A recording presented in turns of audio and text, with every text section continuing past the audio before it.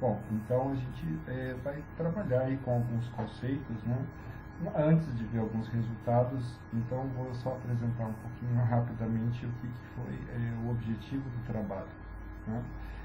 Então, primeiro, o que é a terapia filosófica, né? Então, nessa noção aí, nós temos a perspectiva wittgensteiniana, que é compreender algo que está manifesto, né, de ampliação de significados por meio de descrições gramaticais. Esse, então, é o intuito, né, da terapia filosófica. Vou estar falando um pouquinho mais à frente de como é essa perspectiva de Wittgenstein, né, e o objetivo do trabalho foi indicar os diversos usos que têm sido feitos do termo matemática ou dos conceitos matemáticos nas publicações e pesquisas em educação matemática. Então, artigos, livros, teses e dissertações, né? Bom, vamos começar então fazendo, né, dando a parte teórica, né, o aporte teórico que é feito, né, sobre essa perspectiva filosófica não metafísica de Wittgenstein, né? Então aí vai ser utilizado o segundo Wittgenstein, né, que ele trabalha justamente com o quê? Né, com como a linguagem é entendida, né, então assim como sendo um sistema de símbolos que depende de regras e de uso, né? Então a linguagem assume características próprias de grupos específicos, né? Trabalhado também os jogos de linguagem. Então, os significados que são dados a algumas palavras dependem do uso, né? E eles vão poder sofrer uma variação, justamente por não ter essa definição fixa, né? Então, a linguagem, dentro do segundo Wittgenstein, não é algo fixo, né? Mas que pode ter uma variação dentro de um grupo, dentro de um contexto, né? Então, são os chamados jogos de linguagem, né? E para poder, né, entender essa linguagem, você tem que estar por dentro, né, dessas regras, desses jogos de linguagem, né? Então, os significados não estão fora da linguagem, né, no mundo externo ou numa estrutura mental universal necessária, mas no uso da linguagem. Então, os significados, assim, creio que nós podemos até dizer que eles estão vivos, né? Então, dentro de cada grupo, os significados para um conceito, para uma palavra, né, estão implicitamente ligados ao dia a dia, à vida, né?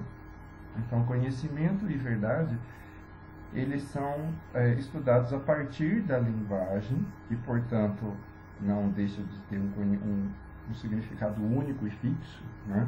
Então, o que é verdade para alguns não é para outros, né? Assim como algumas ideias são válidas para um grupo, não são válidas para outros.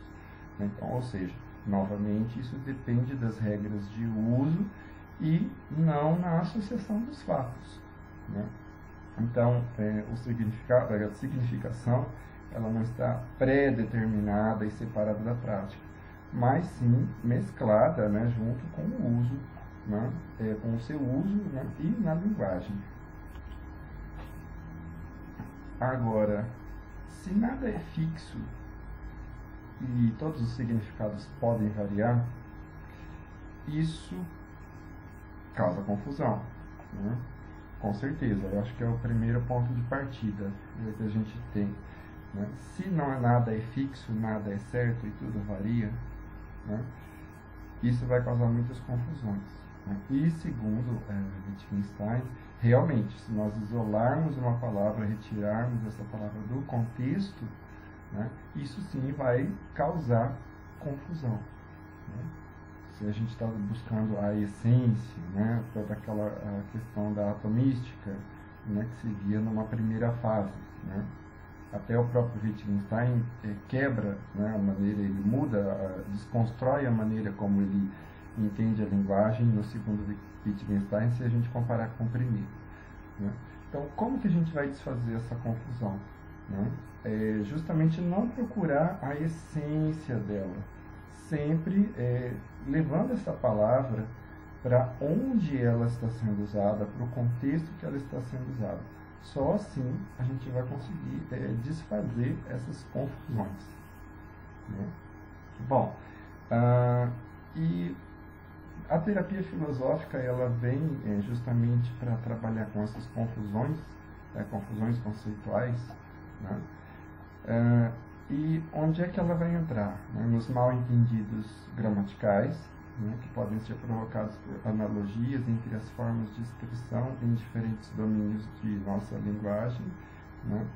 E eles podem ser afastados na medida em que observamos outros usos, né? Então, quais seriam esses mal-entendidos gramaticais de acordo com o Wittgenstein?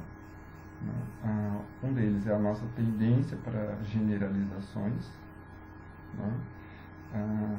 A predisposição para o método da ciência natural, a dieta unilateral e a falta de visão panorâmica da linguagem. Eu creio, na minha opinião, os dois primeiros acabam sendo ligados, na minha opinião, né? Porque a partir do momento que a gente toma conhecimento do método da ciência natural, eu acho que passa a ser intuitivo essa tendência para generalizações. É claro que a gente já tem essa tendência antes mesmo de conhecer, né? Mas eu acho que antes de conhecer o método de ciências naturais, né? Mas eu acho que isso reforça ainda mais, né? Pela maneira como a ciência funciona, né? Tratar de modo como se fosse algo geral, né? Tudo que é aplicável, o indivíduo deixa de ser indivíduo, né? Como nós discutimos na aula, né? A questão da medicina, né? Tudo é genérico, tudo é generalizado, né? A falta de visão panorâmica da linguagem também, né, eu creio que dificulta muito, um grande mal-entendido, né, porque nós achamos que a nossa linguagem dá conta de tudo que nós entendemos, né, mas acho que a gente precisa ampliar, né, esse panorama de linguagem, né. E o que vai ser mais tratado aqui, que é exatamente a dieta unilateral, né? Bom, o que é essa dieta unilateral? A dieta unilateral é basicamente você trabalhar com um único conceito de correto, né? Ou seja, o que a gente ouve muito, principalmente na área de matemática, é que a matemática correta é a matemática formal, né? Então aí a gente tem um exemplo, a matemática acadêmica, a científica ou a pura, né? Ela é a correta, ela é a que dita o que é correto e o que não é correto, né? Então, num sentido de dieta unilateral, é justamente alimentar essa unicidade da matemática, né? Como a única matemática correta sendo essa acadêmica, né? E qual é o intuito da terapia filosófica? É justamente o de tirar essa unicidade do significado, do sentido de matemática, né? E abrir isso, né? Alimentando então as diversas práticas e necessidades, né? Dentro de suas características e processos próprios, né? Ou seja, assim como a linguagem, né? A matemática também vai ter seus jogos de linguagem, as suas maneiras de trabalhar. E isso daí tudo vai depender do contexto onde a matemática está inserida, né? Bom, e a educação matemática e a terapia filosófica, né? Então, a terapia filosófica, quando a gente utiliza essa terapia na educação matemática, né, ela propõe exatamente o que já foi dito: desfazer as imagens exclusivistas, né, e que estão, né, disseminadas aí no campo da educação matemática dentro do artigo que a gente está trabalhando, né.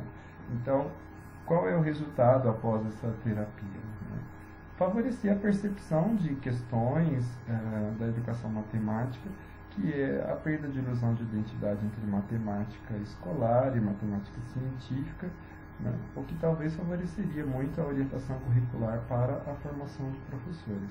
Então, o resultado que se busca na terapia não é o de dizer qual está correta ou qual está errada, ou qual é mais importante ou qual é menos importante. A meu ver, é fazer acreditar com que são todas matemáticas, mas que dentro do seu contexto, do seu grupo, do seu uso, adquirem peculiaridades que algumas não vão ter. Então, acho que não é buscar interseções, o que elas têm de comum, né? Não é tentar entender uma a partir da outra, né? Eu acho que uma e outra acabam não existindo mais. Elas se tornam diferentes contextos de uma mesma coisa, né?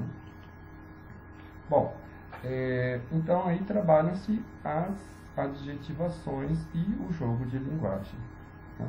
Então o artigo foi feito, né, como já foi dito lá no início do vídeo, analisando os usos da expressão matemática em publicações acadêmicas da área da educação matemática, entre artigos, livros, teses e dissertações.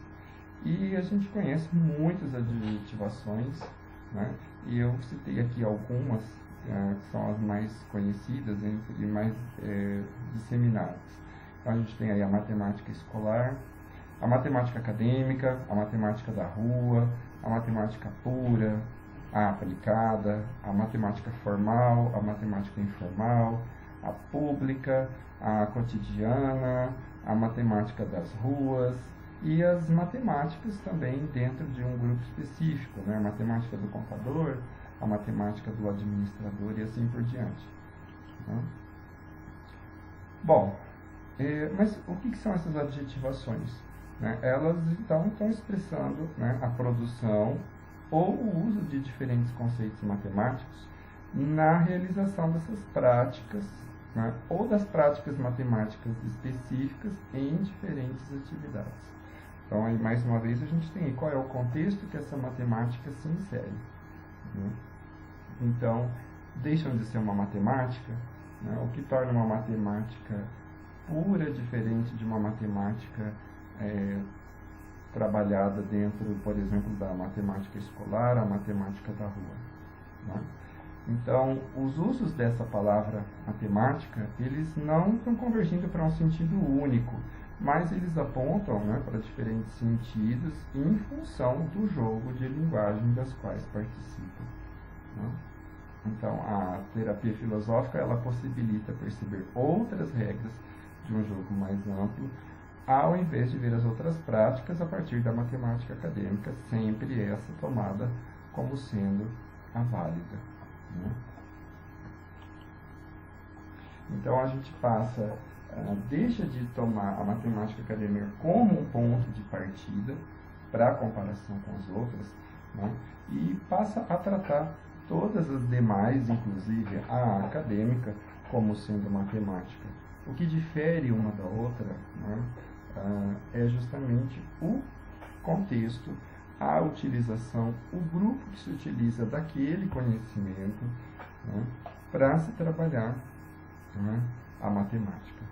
Então, é justamente isso. Não é a unificação, mas sim uma ampliação, uma pluralização, né, do que seria a matemática. Você deixa de avaliar como certo e errado e passa a trabalhar com as possibilidades e a variedade de conceitos que existem dentro de cada contexto, né? Então, citando aqui dois autores, a explicação fornecerá o ambiente adequado em que as transições de sentido se deixam mostrar ao olhar, né? E o objetivo da atividade filosófica é, mesmo deixando tudo como está, já que não aponta o que é o correto, o que não é o correto, o que é o mais importante ou menos importante, né, nos libertar dessas hipocrisias e falsas ilusões, e somente com a necessária compreensão da relação entre um jogo de linguagem e a forma de vida a eles correspondente, uma ação seria eficaz. Então, citando aí Moreno e Rivière.